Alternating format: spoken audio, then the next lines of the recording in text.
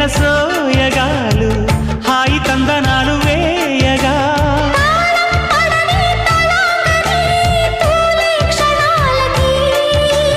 తహతహకు సుఖాల సంపద వెతికిన మోజులు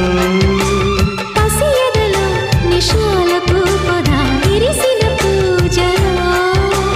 చూదాం పదనిసి రాత్రిలో గజయాత్రలో రసరాజధాని ఇందుమతి చారుమతి మన్మథలీలకి చెయ్యి శృతి